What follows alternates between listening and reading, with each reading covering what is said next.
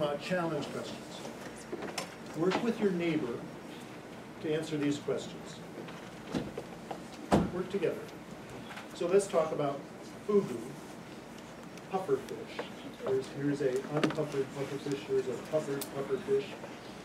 They have a toxin called tetrodotoxins. They produce they produce the toxin. It's a defensive response of the fish. The fish that would eat this fish learned, probably have evolved to avoid eating this fish because it kills them. Eating this fish kills them. This fish is a delicacy in Japan. If you eat this fish and it's prepared correctly, it tastes good, and it causes a little bit of numbness and tingling in your mouth, which is interesting. I've never experienced it. If you eat this fish and it's been prepared badly, you eat tetrodotoxin and you die. So it's an interesting thing. It's a delicacy because it's a delicacy in part because it is a risk, and because I'm told that tingling and numbness in your mouth is interesting. I guess that's good. I mean, yeah, people like interesting food. So, now you know something about cuisine. And now you know something about how this cuisine works, because this toxin blocks voltage-gated sodium channels. It is one of the most potent and selective toxins on planet Earth. It blocks sodium channels and only sodium channels. And it blocks them at very low concentrations. It's got a very high potency, high affinity for voltage-gated sodium channels. And it blocks almost all voltage-gated sodium channels. What's interesting is those voltage-gated sodium channels in your heart, which also trigger the action potential in your heart, aren't blocked by tetrodotoxin.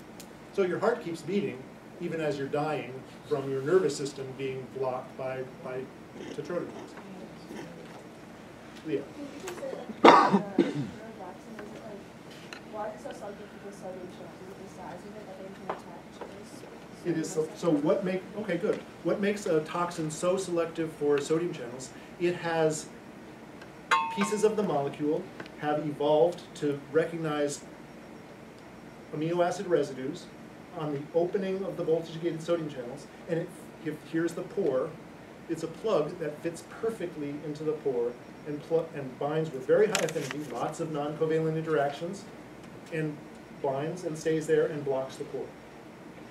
The molecular properties of the toxin have evolved to exactly match the molecular properties of the pore, and it blocks it very effectively. Okay, so now, let's say, with pharmacology there's always the problem, when you say, does it block, is it blocking all of them, or some of them, or none of them? And that depends on the concentration, right? It's a dose-dependent phenomenon. At a high concentration, all the voltage-gated sodium channels are blocked, and you're dead. At a low concentration, some of the voltage-gated sodium channels, maybe in your mouth, are blocked, and you get numbness and tingling, but you're not dead. Okay? So for this problem, let's say you've blocked some of the voltage-gated sodium channels. Let's say half. Half is probably enough to kill you, but you haven't blocked them all.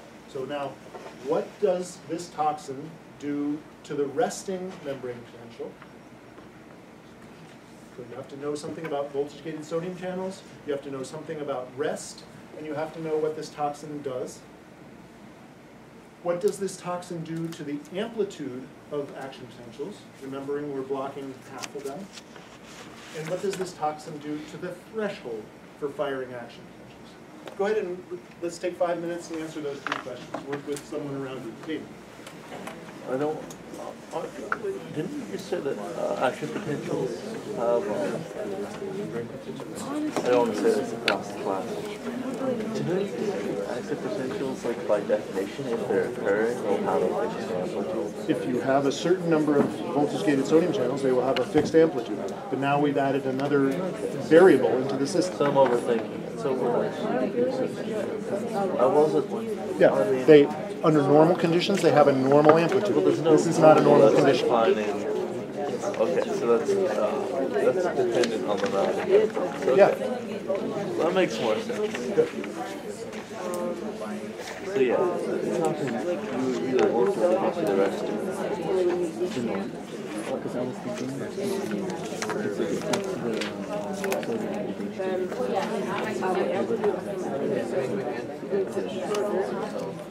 But the sodium gated channels are only open when there's a polarization, a depolarization. That's why they're voltage. Because remember, the voltage is what causes part of the depolarization. Triggers the opening and then the propagation. So do you think that toxin I don't think it will do much to the resting membrane potential, but it's going to dramatically. it will do something? Yeah, okay, I was thinking that originally too. What were you thinking? For me, like initially I was thinking it was to do with like I mean, it wouldn't. It causes voltage gated sodium channels naturally will cause depolarization. So if anything, you have a slightly hyperpolarized resting membrane. But again, really, I don't think it's going to do much. Not going to do much until that neuron starts receiving impulses, and then you're going to have a harder time firing off that. And it'll just be because it's harder to get the amplitude so that the second two are where you're going to see it, because not only will the amplitude of the action potentials be decreased, but the thresholds to even get a large enough depolarization so that you have it all or nothing. What does this toxin do to the resting membrane potential? Somebody volunteer your answer to this challenge.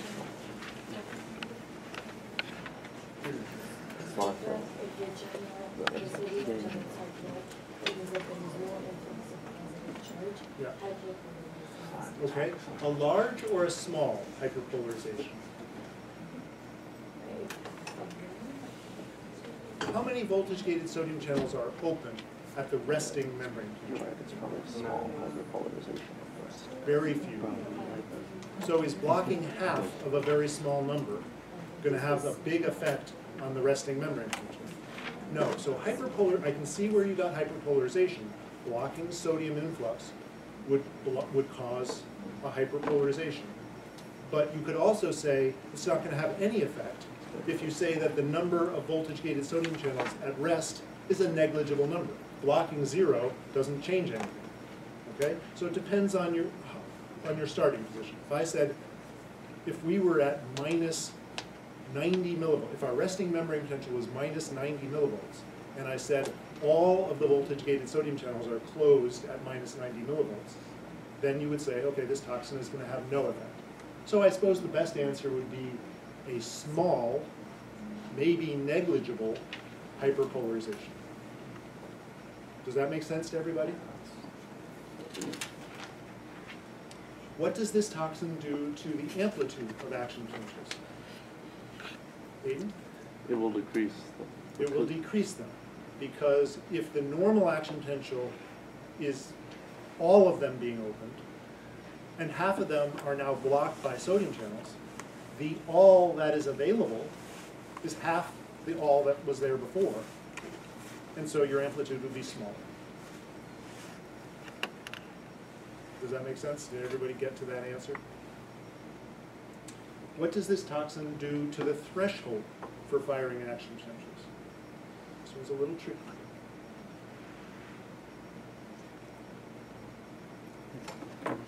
What's the threshold itself? And besides, Ganesha and Blue. What does it do to the threshold? Well, what are the choices? No effect, raises the threshold, or lowers the threshold? Michael, is your guess?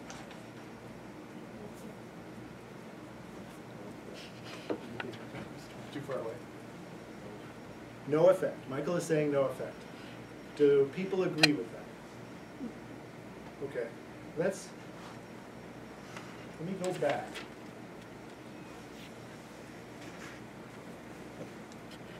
threshold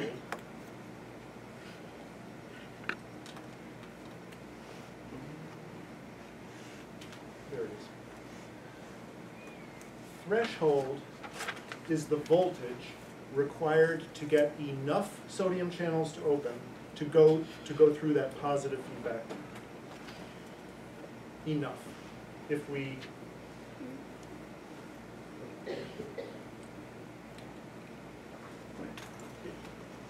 threshold is the voltage at which we get enough sodium channels to do the all or none positive feedback loop.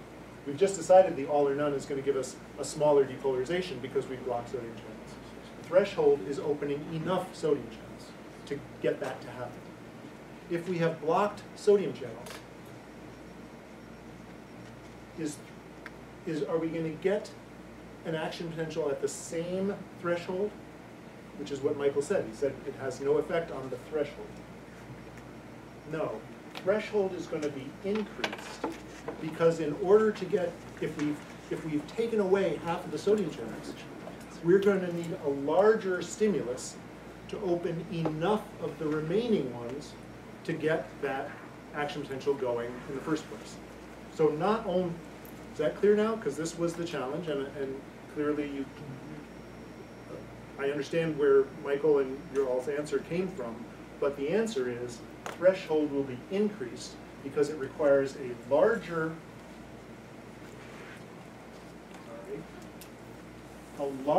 stimulus to get enough voltage-gated sodium channels because half of them have been taken out of the system, half of them have been blocked. So in order to get enough sodium channels to do this, we need a larger stimulus. Kendra, is your hand up? I thought that basically the threshold was, The threshold for a given neuron, under its normal conditions is set. But we have just changed this neuron by reducing the number of available voltage-gated sodium channels. And that not only does that change the amplitude, but that changes the threshold. Threshold is the voltage at which we get enough. If we've taken half of them out of the picture, we've got to open more of the remaining ones to get that number enough. It's not a fraction, it's a number. It's enough. Isn't that more of a secondary effect? Because It is a secondary effect. like I would say it depends on the concentration of the toxin. Of course it So does. if the concentration is high, it means there are more sodium channels that are blocked, and so the threshold will not be able to cause the action Okay, potential. let's do the thought experiment that Shahid is suggesting. If we gave a super high dose of tetrodotoxin, are we ever going to get an action potential? No. What does that mean threshold is? Threshold is infinitely positive. We can't depolarize the cell big enough to get an action potential. If I gave you the situation where we blocked all of the sodium channels, you would say threshold is undefined. There is no threshold. Or I could say, yeah, threshold is so high that we can't ever get there. We can never get to threshold. So now if we block half of them, we raise threshold. We still have a threshold because we can still get enough of them if we kick the half that have been not blocked harder, we get enough. If we only block 10% of the sodium channels, then we only raise threshold a little bit. So the point is, blocking all of the sodium channels makes it impossible to fire an action potential, which is equivalent to saying threshold is unachievable. If we block only 10% of the sodium channels, we require only a slightly higher kick to get the number required for an action potential open. So that's the way I think about the effects of this toxin on threshold. But isn't the question asking the direct effect of the toxin rather Oh. than Well, I guess what it is it is semi-direct because if by blocking voltage-gated sodium channels, we're raising threshold. Kendra. I feel like the thing is that, for example, the threshold is a very specific level, right? Yeah. But the problem with the toxic it's blocking the channel, so there's no sodium coming in to stimulate like that, this, Well, the action potential? no, like the Is it- stimulus Yeah. is not there to reach the threshold. So I'm. Oh, I don't think that's the way to think about it. The stimulus is still there. The stimulus is still there, but we need a bigger stimulus to trigger an action potential. If we have blocked half of the sodium channels, we need a bigger stimulus to open the fraction of the rest of them. So let me see if I can do this with numbers. Let's say I've got 100 sodium channels, and I need to activate 10 of them to get the feedback loop going. And 10 of them are opened, so 10% of them, but need to be opened to get an action potential going. So threshold is the voltage necessary to open 10 of the voltage-gated sodium channels.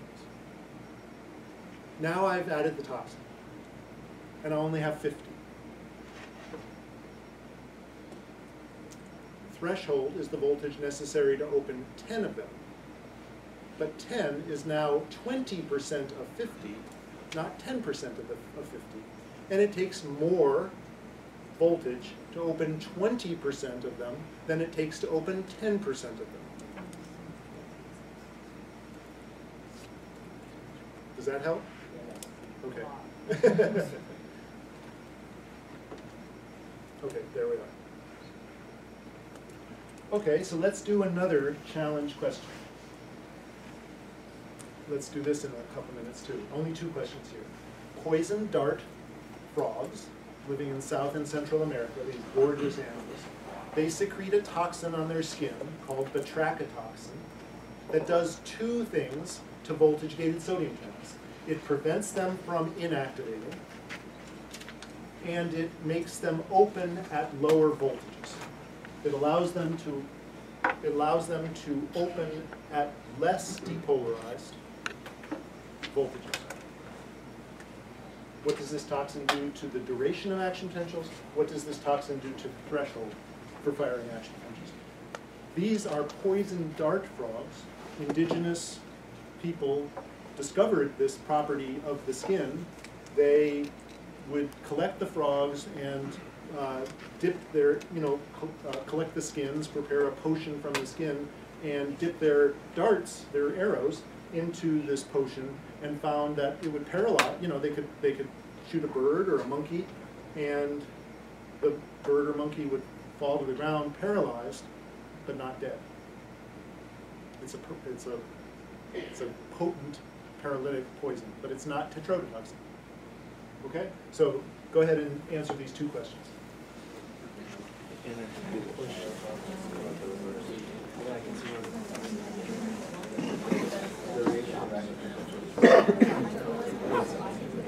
She just kind of like long action potentials.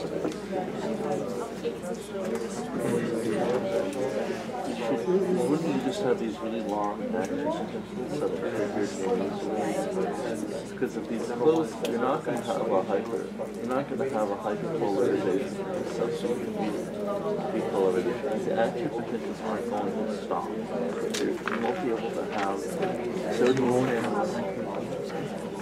Yeah, you won't have this drop here, just because you won't have the closing of these. Yeah. And also, even if you somehow do manage to close it, because it lowers the voltage into activation, it will start going back up again. So you just have a near constant. Okay, let's see how you did it in a very short time. What does this toxin do to the duration, the length of time of an action potential?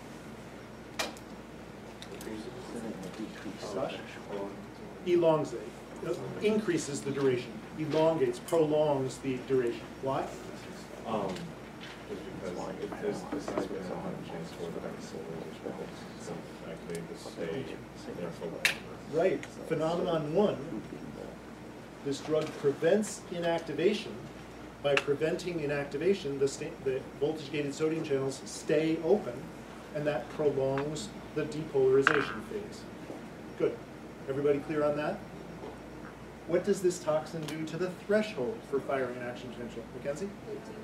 Decreases it because of phenomenon number two. It allows more of them to open at lower voltages, that is, lower threshold for firing an action potential. So these incredible animals, so again, they do this not to provide toxin for indigenous humans, but as a protective, anti-predation. The predators learn, oh my gosh, all that color, I don't want to eat that. In fact, there are animals that have used this. They've developed the coloration, but they haven't developed any toxin as a way to evolve protection, piggybacking on the frogs that make both the colors and the toxin, right? Is it making the threshold more negative, or is it making the resting potential more positive? What would this toxin do to the resting membrane potential? That's tricky, because if they never inactivate, well, remember they could open, but they can't inactivate. But they can go from open back to closed. So the resting membrane potential is a tricky thing, but threshold is not tricky. By making those sodium channels able to open at less negative voltages, that will lower threshold. The resting membrane potential is going to have a tricky effect. We could make the resting membrane potential slightly higher, that is to say closer to threshold. This is a hyper-excitability toxin. It causes the nervous system to be hyper-excitable, which causes paralysis. Tetrodotoxin is a hypo-excitability toxin. It blocks the sodium, it blocks action potentials. So now, okay, so as always, we've run out of time. There's a whole boatload of clickers that will be up on Moodle. You should do the clickers because you can answer these questions at home. During the after hyperpolarization, choose the best answer. The answer will be on Moodle and you can check your answer. So I recommend going through it, testing yourself, and then checking the answer. I'll see 2/3 of you at 1 o'clock, well, this afternoon, either 1 or 3.